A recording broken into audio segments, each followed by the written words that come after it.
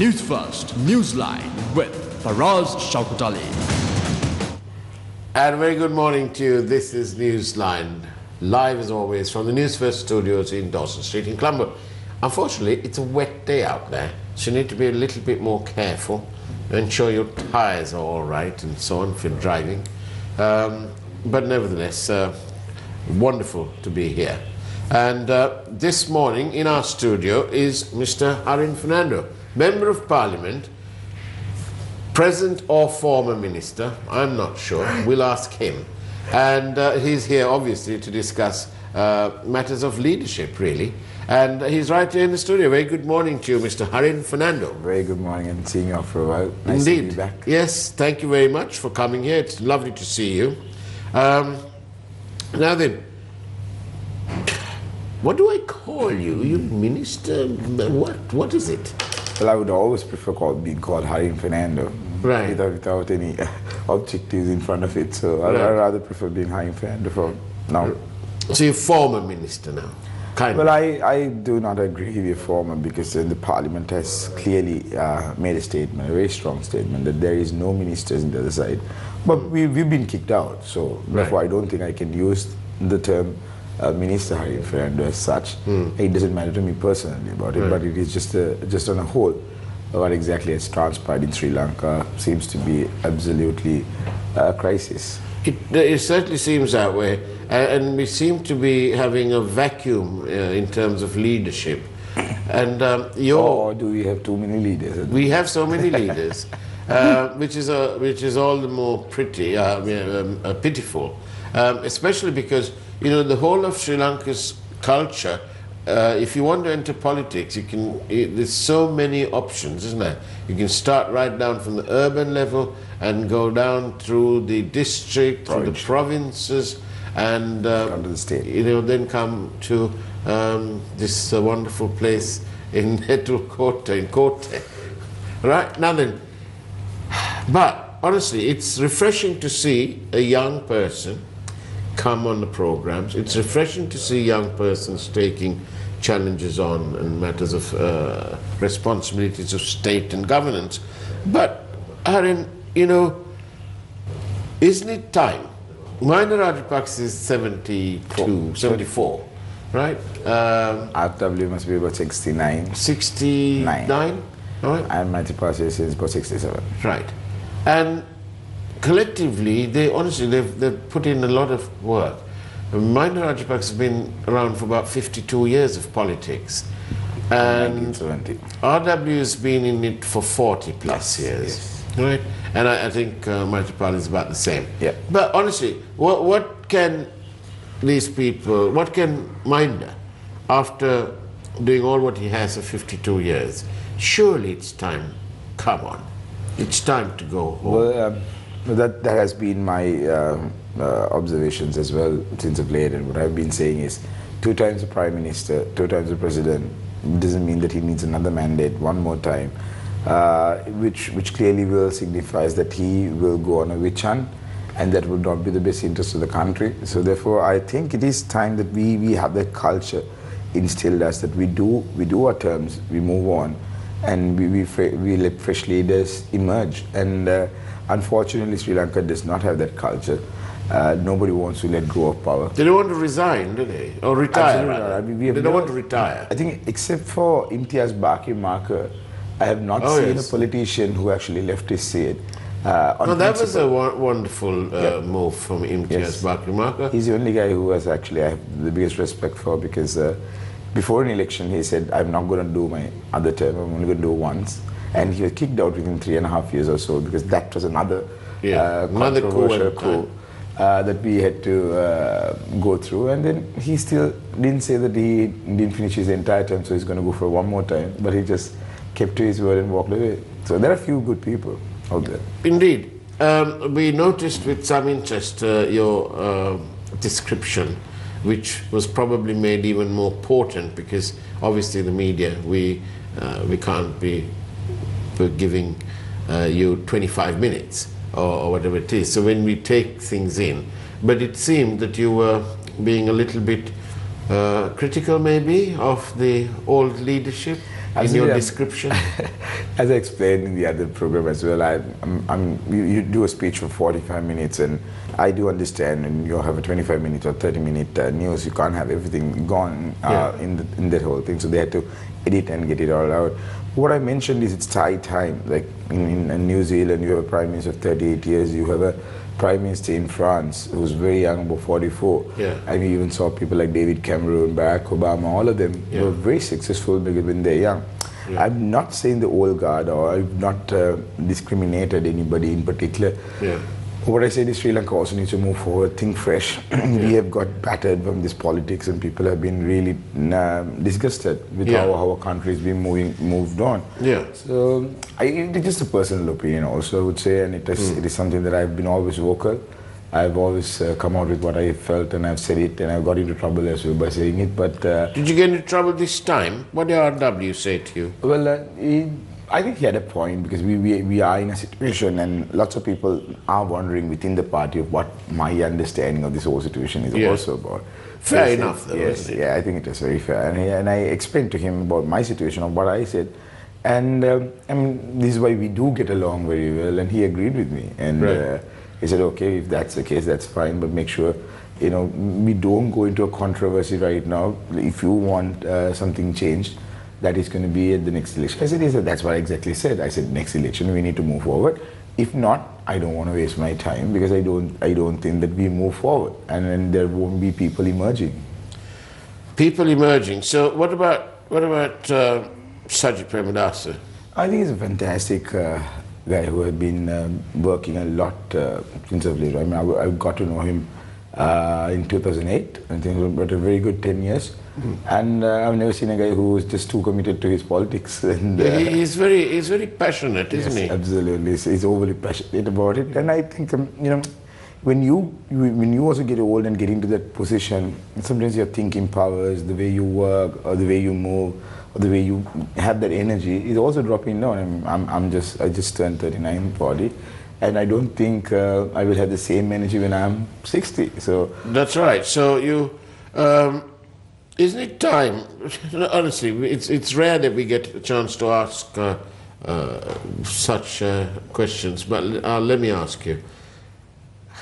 Is it possible, do you all actually have heart-to-heart chats with RW? Of course. I think I have been one of the people who have been very, very close and speaking to him very openly. Do you tell him that, look, come on, uncle, please? What is it? How do you call him? What do you call him? I call him, sir. I call every senior, sir, and but he is actually sometimes very good to talk to. I'm sure he's passionate as well about his own belief, but come on, can't he see a little bit over the fence? See, what my honest feeling is, you should never be scared to lose power or to hand it over to somebody else and guide them through. And I'm yet to find out what his real issue or the concern is, but then I only hope that he's not influenced by anybody else not to let go. But it should be his decision, and it should be what he should do for the party. And that's, I mean, you're saying such wonderful words, Harin, because I wrote about that a couple of weeks ago.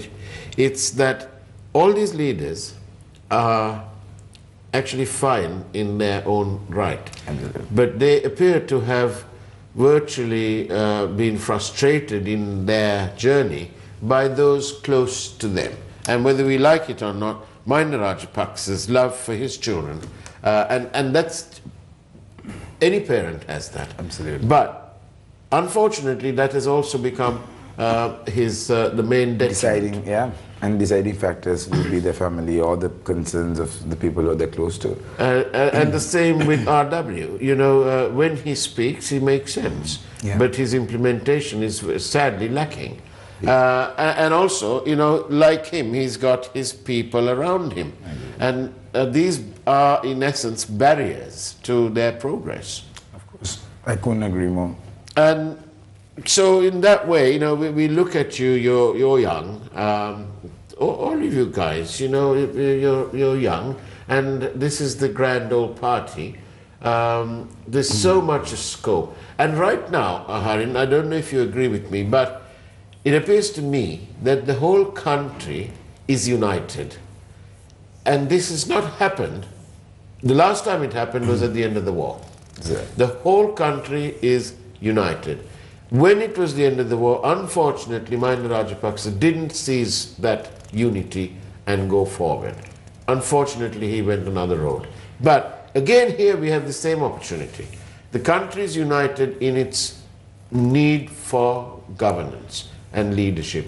And to me, it's a rather big pity that somebody aspiring leadership isn't grabbing hold of this and galvanizing this unity that we have. So what amazes me was before the 26th of October, the situation with this government or the UNP was, and I'm under the view that none of these civil servants as well as the organizations and individuals coming out in public and being very vocal is not just to protect UNP, but like you rightly said, it's about the democracy, it's about the unity, and they do also want to uphold the constitution, and the people's understanding into politics is really amazing me. So, but what I would like to see is also, like you say, young people, aspiring leaders, have to take the opportunity from both parties and show some change.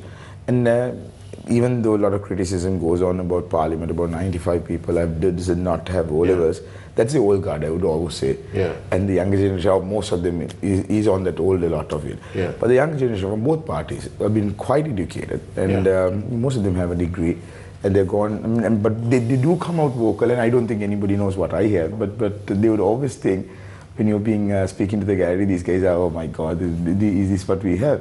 Your background in I have an MBA as well, and we finished certain things. But what I'm saying is, generally, most of the young generations, I mean, including they could be lawyers, they could be, they have doctorates, they studied quite a lot. So I think we had to get together and see some change.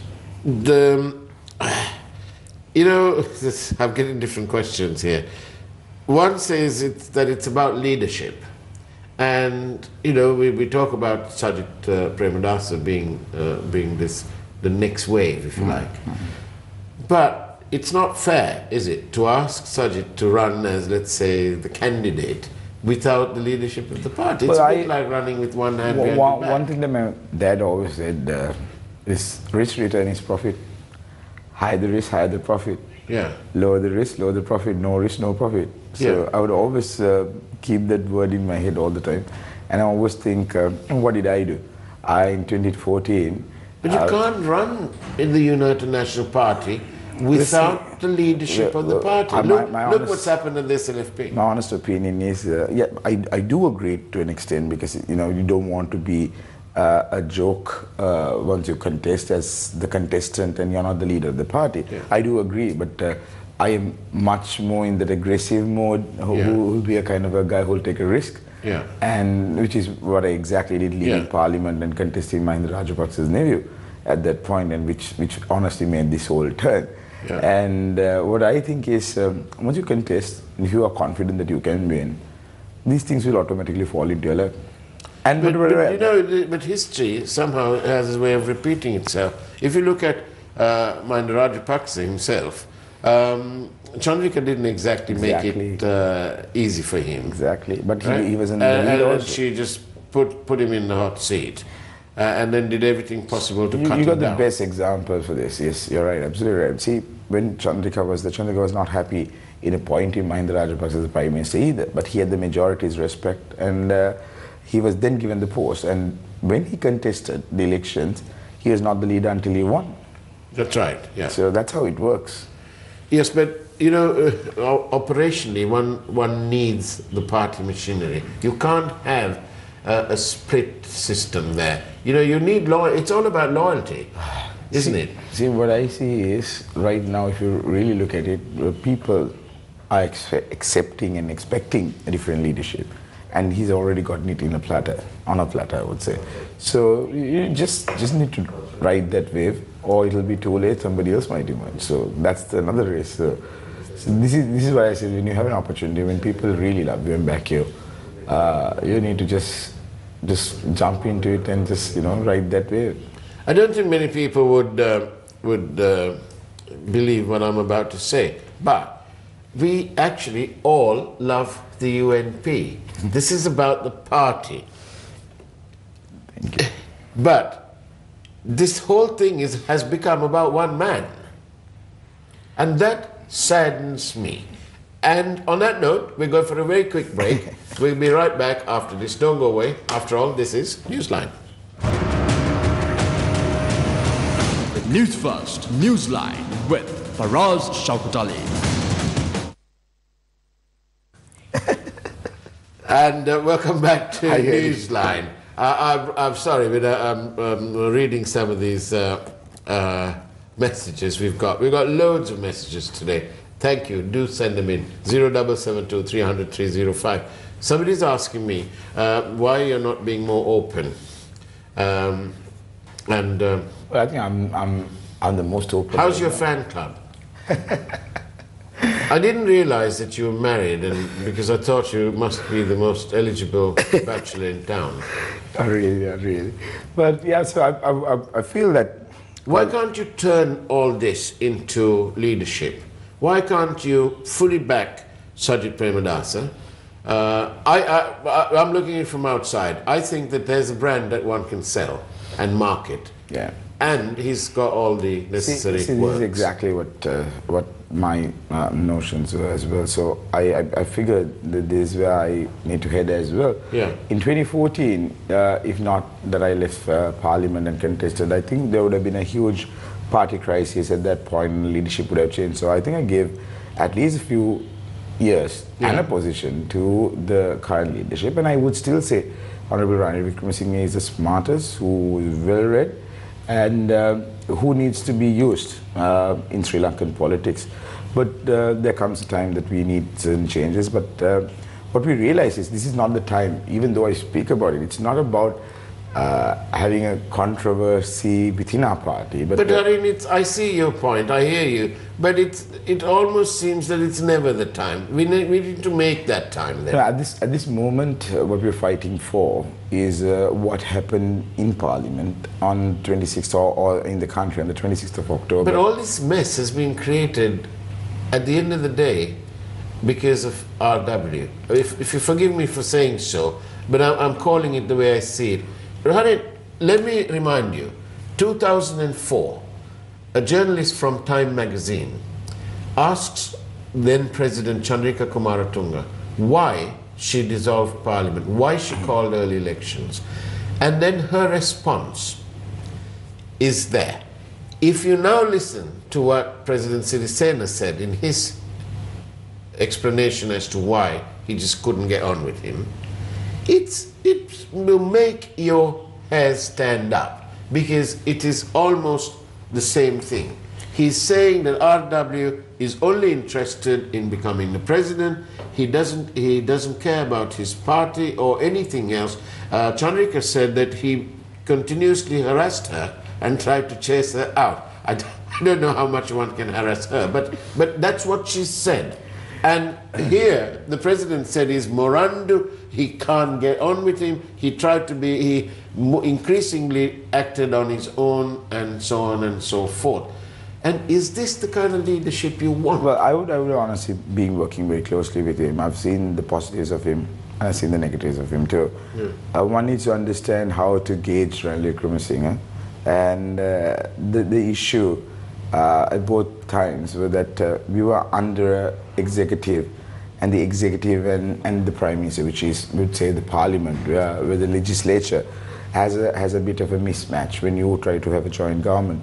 And obviously there were cultural differences, I would say, with President Sirisena and Honorable Ranil Wickremesinghe, because they come from very different backgrounds, and probably he would have felt uncomfortable with that whole entire situation, what went on.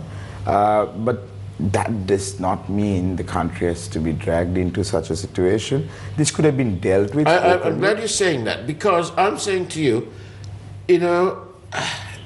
is that how electable has the UNP become after the blessed bond scam?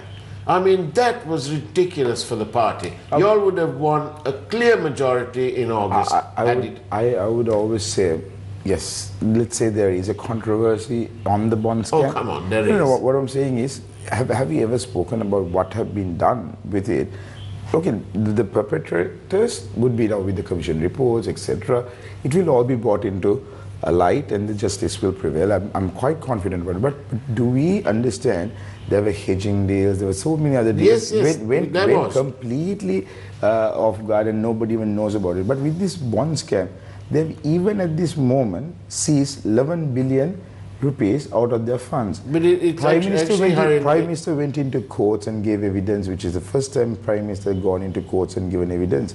And I would say, I mean, the report will come out, they will have to answer those yes, questions. as Prime Minister the first time, but it's the second time Ranil Wickremesinghe, the man, has been before Commission, because he went before the Bhattalappa Commission. But I don't want to get into the bond because it's quite controversial. It's controversial, and the 5 minutes is not going to be there. All I know is this, that the second bond has not been investigated. 11 months later, we're still waiting for the forensic audit, and with all due respect to the Governor of the Central Bank, I find that absolutely unacceptable as citizen Shauketaly. I'm sorry, but that's too...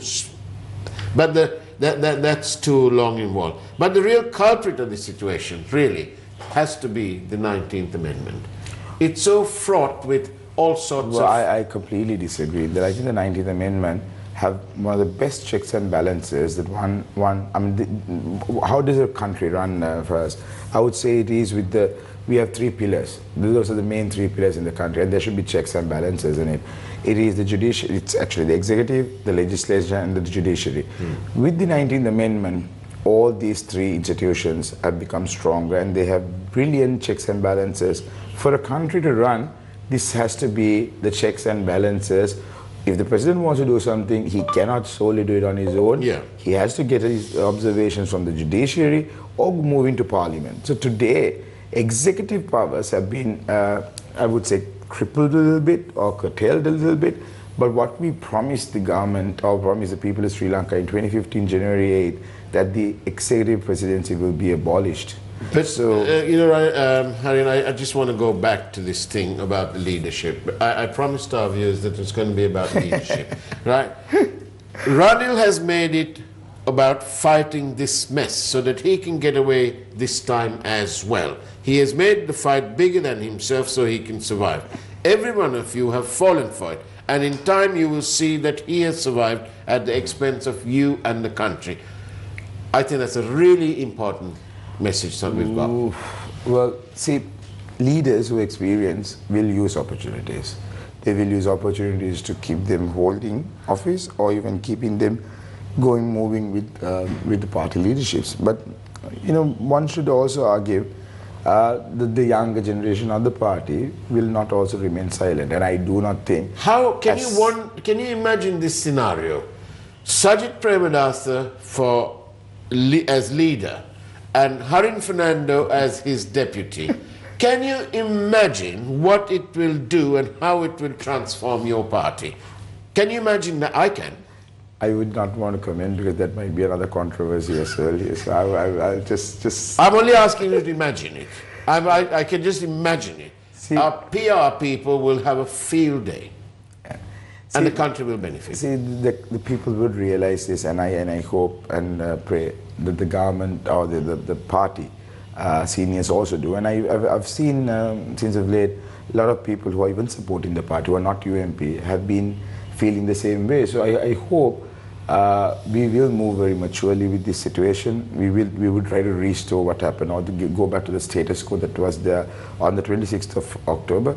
But I do agree with all what you're saying. We need to see further. There should be light into the tunnel for every politician who's working hard, who's behind the scene. And I would always say changing patterns has to be done at the right time. So I think there's no better time. Well, there's another message that says that, Harin, we hope that one day, very soon, you will put that pup in politics in his correct place politically, as all the issues faced today are as a result of the dad trying to protect the future of his son. See, I'm only very saddened with my good old friend, and that is Namal. I'm quite close to him through rugby, and generally as a friend, I'm very friendly with anybody. The fact that they do not want to accept any court decisions and say, you know, I do not accept it. So, I mean, you know, what should have been said would have been, we will go to a higher court and to see whether this is right or wrong. But that sends out a very bad signal that no respect to the judiciary. Do away with the executive president. Then who should be the executive PM?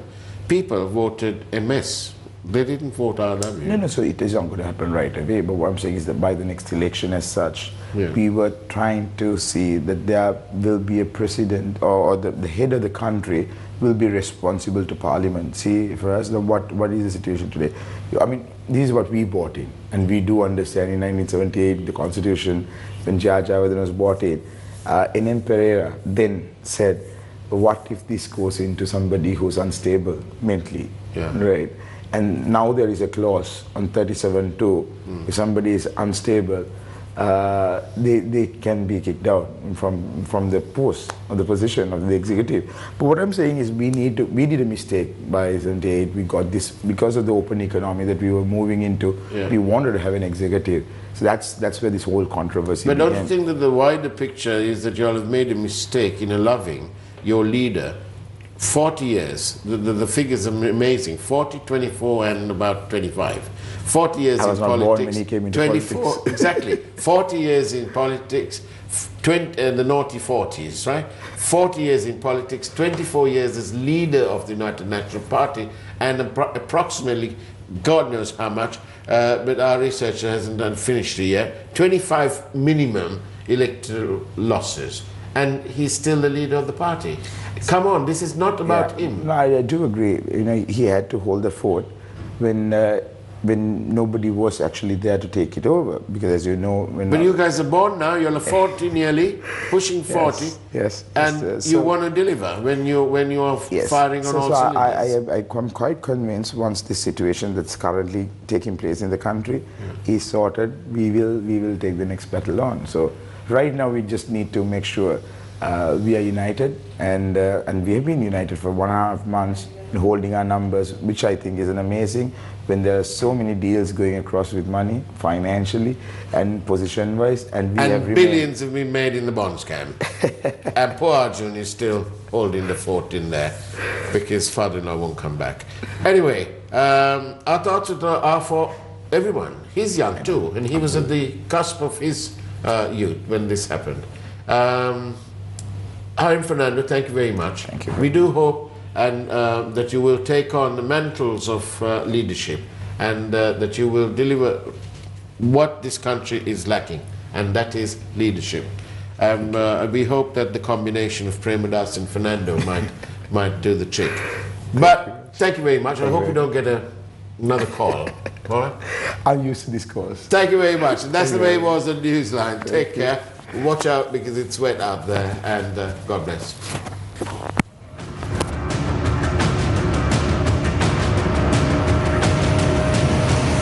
Newsfirst, Newsline with Faraz Shauketaly.